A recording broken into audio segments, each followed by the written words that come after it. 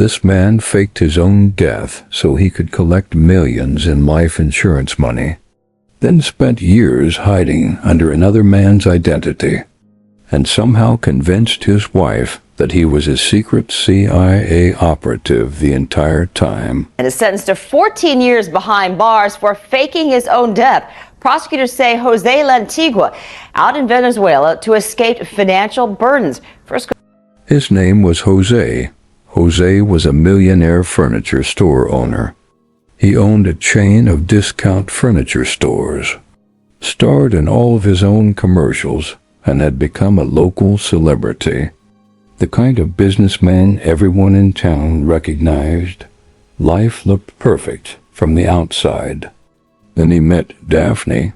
They fell in love, got married, and seemed to have everything going for them, but there was one massive problem.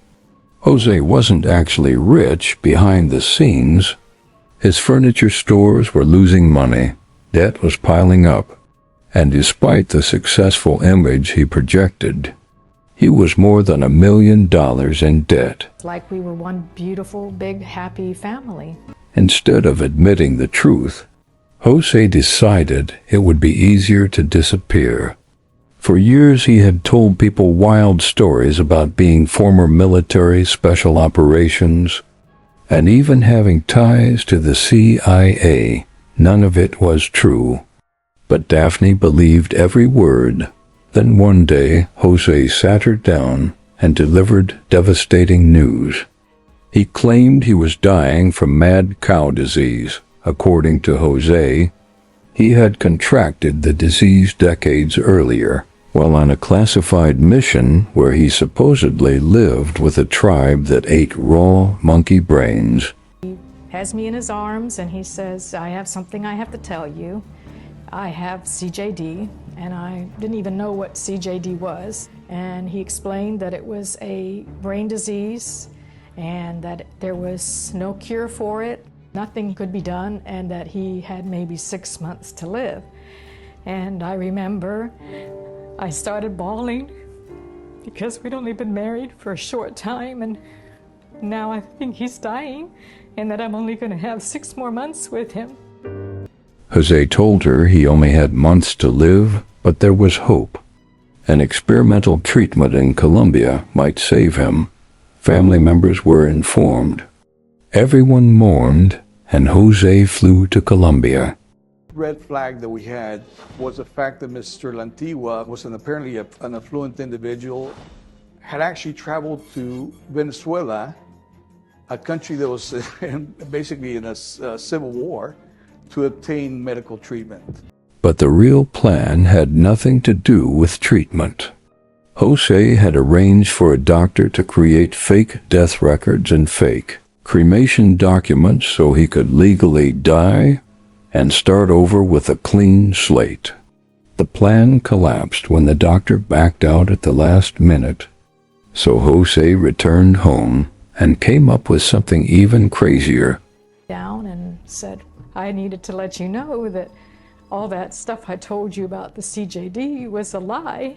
But before Daphne could even process what she had just heard, Jose hit her with another story. According to him, the disease had only been a cover story. The real truth was far more dangerous. Jose claimed that during one of his secret CIA missions in South America, he had helped eliminate a powerful cartel leader. And now, years later, the cartel had finally tracked him down.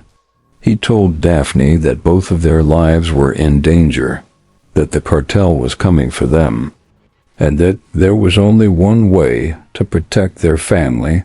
He had to fake his own death. I was always so paranoid because he told me, you gotta watch out. Every time I'm driving, I'm looking in the mirrors thinking, is somebody following me? And incredibly, Daphne believed him. Together they went all in, and they secured 7 life insurance policies worth roughly around $8 million. Jose traveled to Venezuela and obtained fake death and cremation certificates. Daphne later flew out to meet him, completed the paperwork. then returned to Florida and announced that her husband had died during treatment. Friends and family mourned. A memorial service was held. Insurance companies began paying out. Eventually, Daphne collected around $870,000. Meanwhile, Jose was very much alive. He then sneaked back into the United States. He then pays $5,000 to a fisherman to get a boat ride because it's just about 60 miles off the coast for NASA, across to Fort Lauderdale. He takes a Greyhound up I-95, comes to Jacksonville, stays at an airport hotel. The next morning, Daphne picks him up. Lantigua then hides in a mountain house, nestled at the end of a long driveway, hidden by tall pine trees. His children have no idea he's in the house. His wife, Daphne, did have family visit in that house in North Carolina at Christmas time and Thanksgiving, and he would move out and hide in a hotel or in the secret room. For the next 2 years they lived in hiding. Jose dyed his facial hair, wore a toupee, changed his appearance, and completely reinvented himself. Then he made a mistake that would eventually destroy everything.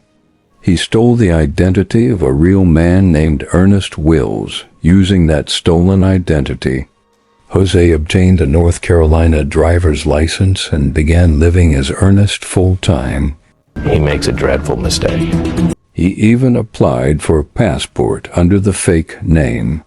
But when the application reached the U.S. State Department, an employee noticed something strange. The real Ernest Wills already existed. He was black. He was about 8 inches taller than Jose, and he clearly wasn't the man standing in the passport photo. The application was immediately flagged. Federal investigators started digging. They traced the emergency contact listed on the application back to Daphne. From there, agents unraveled the entire scheme. Before long, both Jose and Daphne were arrested. But the most unbelievable part came afterward. Even while sitting in jail, Daphne still believed Jose was a CIA operative. My family hired a lawyer to defend me.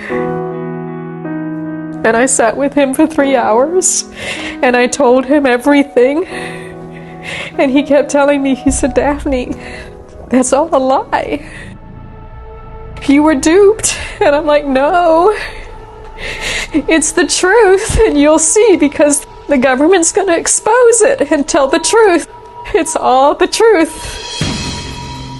She was in there for months and believed wholeheartedly that her husband was telling the truth, and she was waiting every day for the CIA to come and fix it all. It reportedly took more than a year of evidence, court proceedings, and patient explanations before she finally accepted that her husband wasn't a secret agent. He was simply a furniture salesman who lied about everything.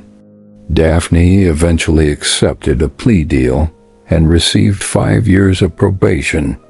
Jose pleaded guilty and was sentenced to 14 years in federal prison. All because he couldn't admit that he was broke. Like and subscribe for more videos like this.